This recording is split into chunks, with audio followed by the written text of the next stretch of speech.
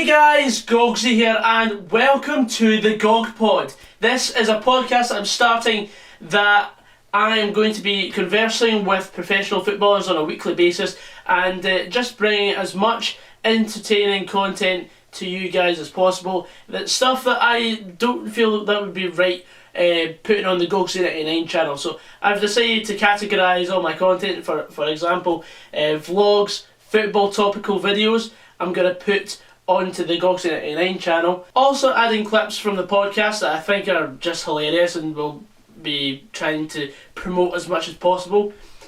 On my More Goggsy channel, there is football manager content right now, which is going really well. We've already completed one season in San Marino, so if you want to check that out, links in the description. On the Gog Pod, we're basically going to have long conversations with footballers and anyone that I've met in my life, and we're going to try and just take the piss out of absolutely anything.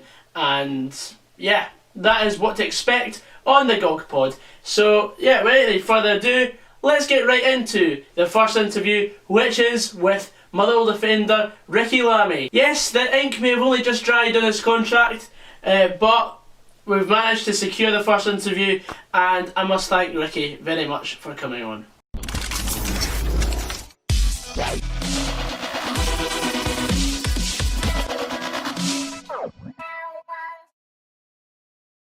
How did the Motherwell move come about? I was obviously just coming into the last stretch of my contract, and obviously the club reached out and the gaffer had spoke to us and said that they'd be interested in signing me up, and obviously jumped at the chance. For those who are unfamiliar of how you play, like obviously you're a defender, plays at a half, and a few newspapers claim you're a left back. What type of player are you? Like, what can we expect from Ricky Lamie in a Motherwell shirt? It's a hard one, Gogs. I think I always go out and it's a wee bit of a cliche, but I always 100%. You always expect 100%. I think that's the minimum you can get, and then absolutely. Half decent. A lot of people, maybe Decky and Tony would maybe disagree, but half decent left peg, and is you know, quite versatile. Can obviously play a couple of positions across the back line, and I'd probably say I'm better suited to be in at left-sided centre half. Quite physical, athletic, and I would say I'm quite good in the air and like using my physicality. Yeah. Did you need any convincing coming to Motherwell, or did Decky and Tony just sell you the club just right there and just say, come on, you're playing in Europe next season, so you might as well? So I didn't need much convincing, mate.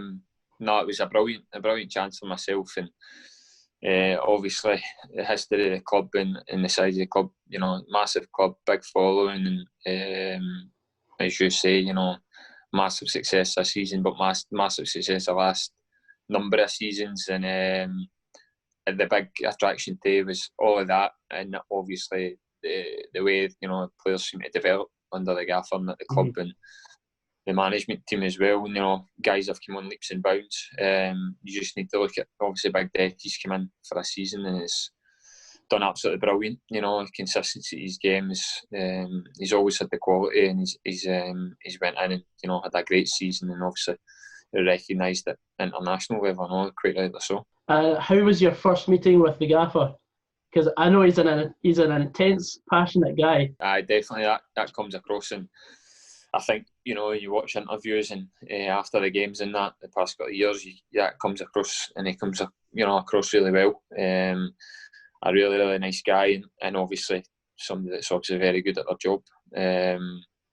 So obviously that continues down to, you know, Keith Lasley and the rest of the management team as well. So I'd met up with and spoke to the gaffer and Keith, and as I say, you know, it was all great feedback from themselves, and it was nice to meet them as well. Man. So what was it today that training came back, or is that next week? Because I know a couple of clubs are started back early this week.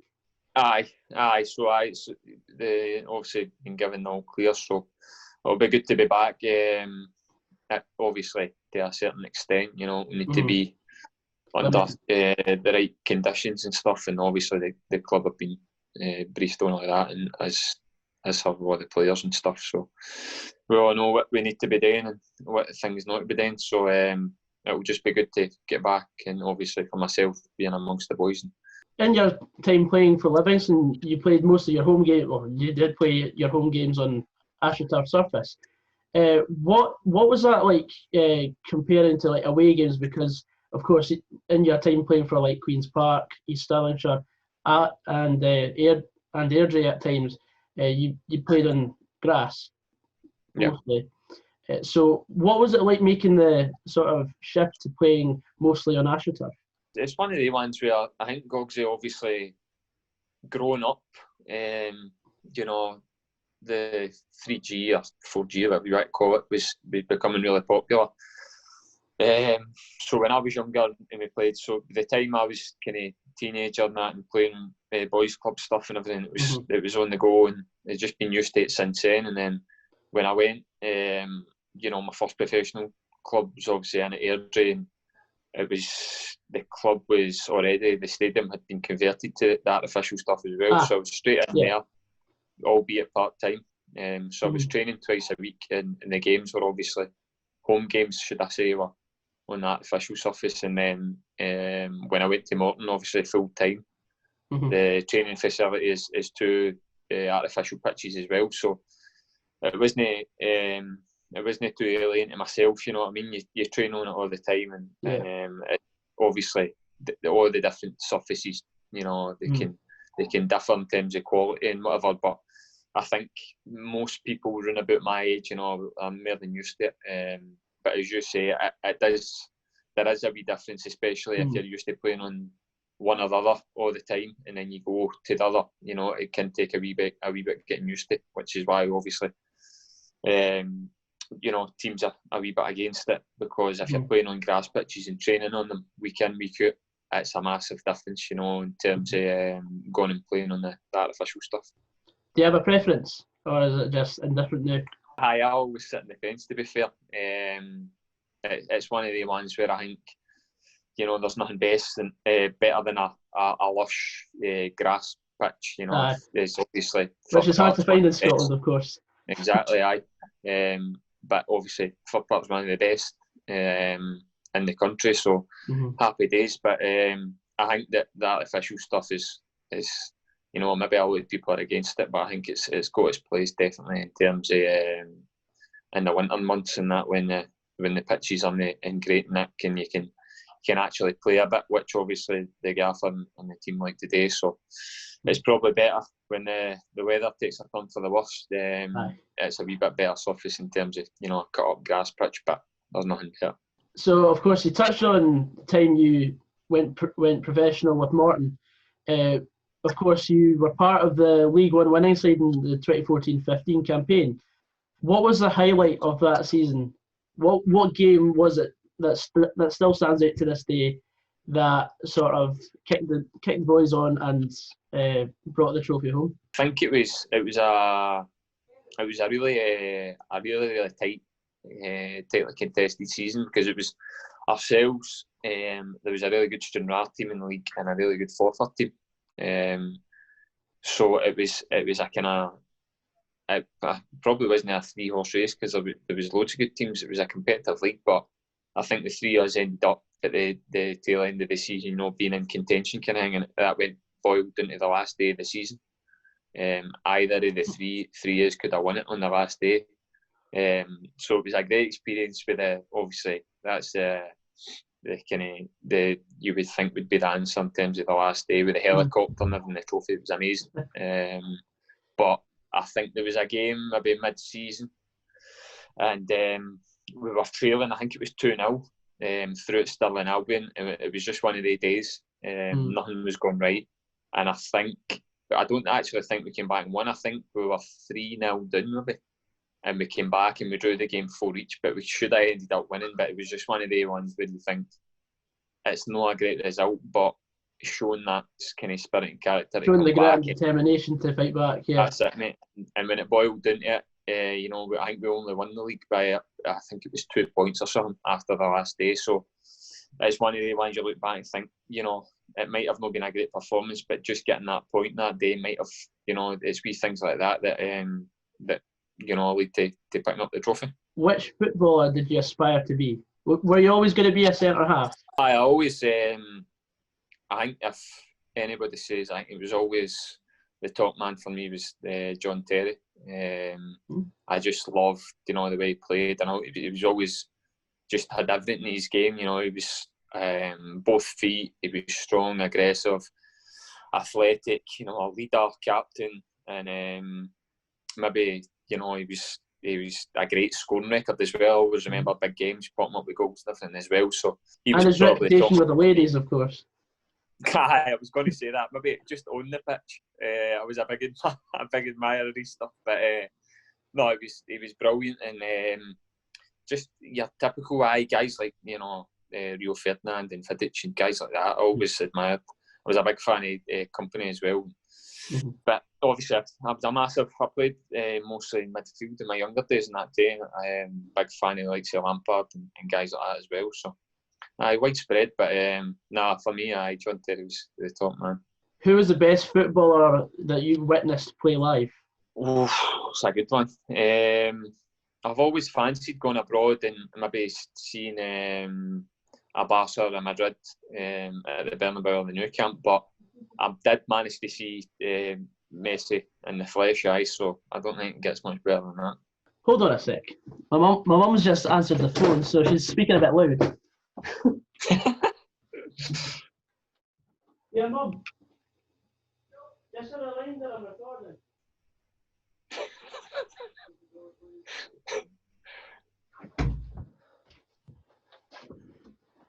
Here at Goggsy99 Productions, we only expect the worst.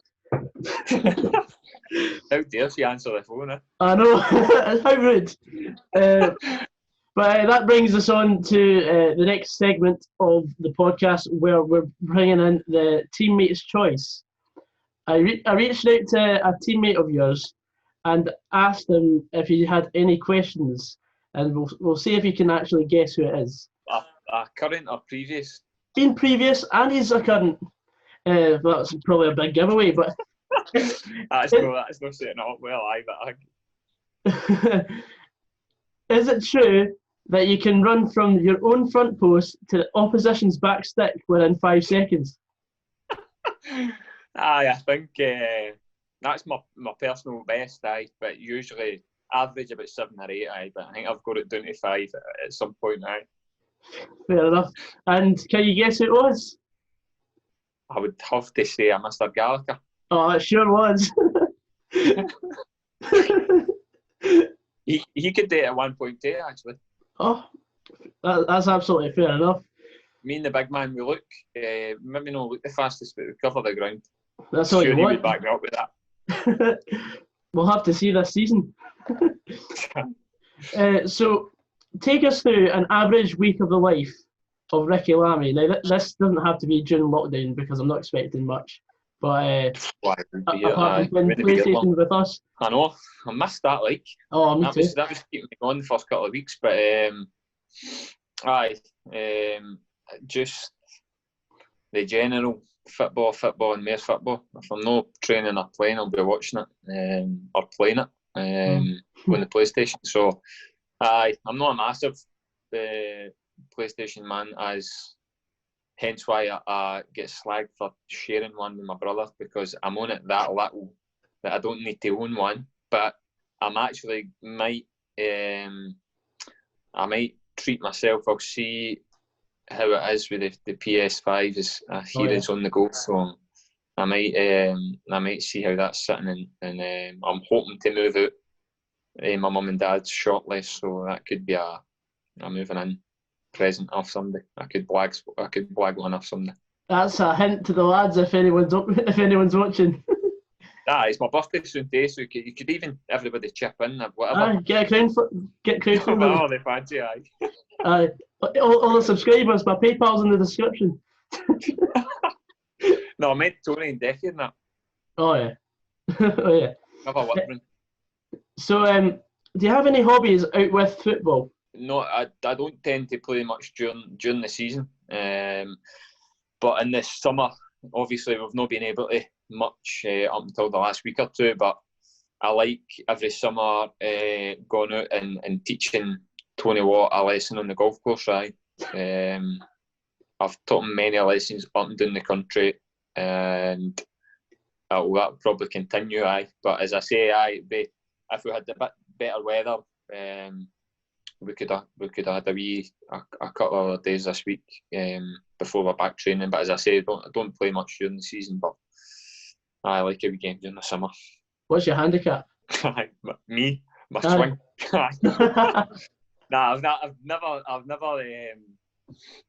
we've never been good enough. As I say, me and him usually hack up whatever courses during the summer, so we've never got to the point of working it out. But I would expect us to be very high. I would gauge it maybe run about the 20 mark. That's respectable, like. Nah, he's not bad. Not bad. We can get bad. Here's a fan favourite of mine. If you made a 5-a-side team with players you've played alongside in your career, who'd be in it and why? I've been asked this before, and I couldn't decide because there's so many good players, and I would say I couldn't even pick a goalkeeper. I've played with some great goalkeepers. Derek Gaston, Liam Kelly. There's been great goalkeepers I've played with, and obviously I would never include myself. But I think back to this. Well, I've not played with him up until now professionally, but obviously I was a ex-teammate back in school days of Tony, so he was not too bad back then either. But it'd be hard to pick a 5. I would struggle to pick an 11, I think. I respect that. Who's the most difficult player you've come up against? Like directly or just in the opponent's team? It's up to you. I think it's obviously, it's well noted how good the big man Edward is in this team in the season. He's just been, different class, and it's no surprise that he's been touted for major money moves. But there's been in terms of a striker, he's right up there. But and the occasions that I've played at left back as well, there's some great wingers in the league as well. So some great players. Probably, they say about the league maybe not getting the credit it deserves maybe elsewhere in the country, but I think there's some top quality players kicking about, and it's I think it shows with the success obviously Motherwell I like, and other teams as well, doing really well, and hopefully shut that gap with the big two as well in terms of competing. Absolutely, I'd love to see that. When you're getting ready for a game, do you have any superstitions? I'm quite superstitious. Not like anything daft, but I say nothing daft, and then I'm going to say this, but there's this thing that if I wear my tracksuit to the game, if I've wore a certain pair of boxers that match day and we win, I'll make sure my mum's washed them and I wear them the next Saturday. But apart from that, I've got this weird thing where I wouldn't tie my shoelace until I've got the two shoes on. Oh. It sounds weird, or my boots or whatever. I wouldn't, for instance, I know a lot of guys would put either or on first and tie that up before they put the other one on, but it sounds weird. Can you do that? I need to put the two of them on, have the two of them ready to go, and then tie them whatever order, but I couldn't tie one without another one on the feet. Fair enough. Like when I was playing boys club, I always had to put on my right foot, my right boot before my left. And then, I was like that when I was younger. I would always do my left because I'm a lefty. Uh-huh. I would always do that, and then it was a thing that clicked in my head. But as I say, I'm like that. It's some right weird ones, but I know a lot of things that the boys that have got weirder ones than that. But as I say, not too bad. But we daft things like that. It's well known that the team loves to have a karaoke session during pre-season. What will be your pick when it's your turn to sing your induction song? It's been built up to. It's been built up. I think Big Decky's put the word out that I'm a bit of a chanter. I don't claim to be any sort of good singer, but I've certainly got a few tunes in the locker eye. But I think in my later life I might go on to maybe be like an Elvis impersonator. Oh. So I've got. Well, you've got the hair for it. I've got that's it. I've got the quiff. Got the quiff. I think that I've got the voice. That's for other folk to judge. So, but I've got a few of the big man's tunes in the locker, aye. Right, this is the make or break question. I always ask this at the end of every interview I've done. Just imagine the scene. You're standing in the pick and mix aisle of a sweet shop. You can only pick three sweets to put in your bag. What do you choose and why? There's two that come to mind straight away, and I would go. I love see the wee rhubarb custard tubes. All right. They're top tier stuff for a picnic, aye. And a wee treat on a Saturday night. I like a wee bag of the strawberries, Haribo strawberries. Oh yeah. Go to your stuff. Aye, and it's a weird one. Maybe I always mix it up for I love jellies. I like a wee jelly rather than a bit of chocolate, but I think maybe I squeeze a wee bit of fudge in there. A wee pick and mix it up a bit. That's a respectable selection. It's good, I'm a fan. Proud of it. So I've asked you some questions. Do you have anything to ask me? Tables have turned. Yeah. I better put this phone in charge actually before I ask it, and I'll not be able to. For a man like yourself, I know you've attended plenty of games. Oh. What would it be? Is there a season or a game that you think that's, if anybody asks me what my favourite game is, what would it be? Oh, I've had so many. There's so many good moments we've had recently at Motherwell. I would say the most recent one where I've thought, yes, this is one of the greatest moments. Were you before you say it? Were you at Pittodrie? I was at Pittodrie. That must be up there.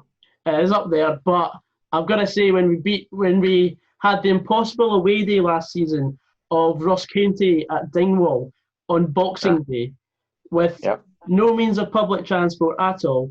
We go up there, we dominate the game, we go 1-0 down, then they get a man sent off after Sher's fouled last man. And then... What was he doing back there? What? What was he doing back there? did they go down to 10 men? Or they went down to 10 men. And Ross McKeever comes on. What's Sher doing back tackling somebody? No, Sher wouldn't even tackle. But when Ross McKeever scored on his debut to make it 1-1 with 10 minutes to go, and Big Deck scores with the last kick of the game. Oh, header? Yeah. I remember that. On my vlog, I say I fancy a Declan Gallagher header here, and then I don't know what would have possessed you. You must have had a dream or something. I was. So they come up with that one. There must have been something in my drink before the game, but either that, aye. Then he goes and scores. The big man scores, and the next 7 or 8 minutes, we're just going absolutely mental, and then no one's actually. I remember watching the video. Oh, you watched my video? Aye, I remember.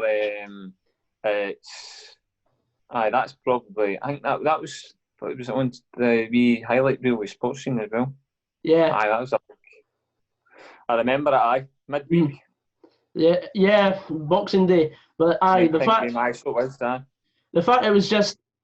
It was just a bit of a bastard of a game to have on a Boxing Day, but it's probably that. We were up at Aberdeen as well. Yeah. So, what about yourself? What's your favourite game that you've witnessed? As in playing in? As in a fan? I don't know actually. There's loads. I remember I was actually, funnily enough, I was actually suspended for the game that I was talking about, the day we clinched the league at Motherwell. All right. So I was actually in the stand, which made things 10 times worse in Oh, terms of the nerves. can imagine. And everything. So, and the fact that we went 1-0 down as well, and ended up winning 3-1. But we were 1-0 down. It was just because obviously it was a packed crowd and everybody's anticipation of to try and win the league title. And as I said, it was the 3 teams that could have won it on the day. So it was one of the ones. My nerves were jangling for the first minute to the 90th, and I made my way down onto the pitch. Yeah, more than relieved at the final whistle. That's fair enough. So before we end this, I would like you to nominate a player to feature in a future episode, and if you could give a question as well. So is Dumb and Dumber, have they been on? You're actually the maiden podcast. You're the first podcast I've done. Oh, I'm honoured, Gogsy. I'm honoured, mate. Oh, you need to. Either of the two of them would be comedy gold to see if they could actually hold a conversation for half an hour. So whoever you fancy, get one of them on and ask either of them how why either of their wives, because both of them are married men, why either of their wives put up with the fact that they stream the PlayStation every night of the week when they're actually married, and at their age as well. It's amazing to see it, but I just want to know how it's possible and what kind of bribes or whatever's involved for them to do it. But ask them that. I shall. Thank you very much. But yeah, thanks for coming on, Ricky. I really appreciate that. You're the first. This will be the first interview you'll probably do with fan media at Motherwell, because I'm sure there'll be a few other guys that'll be watching this and thinking, "Damn, I should have got in before Gogsy." But thank you very much for coming on. No hassle, mate. Top man. But I'm sure we'll get another game of FIFA at some stage. That's it. It's been a few weeks, so hopefully you've improved. Oh, aye. Well, yeah, I don't know about these, but yeah, thank you very much. And yeah, guys, you've been watching the Gog Pod, the first podcast, and massive thanks to Ricky for coming on. And I'll see you in the next episode.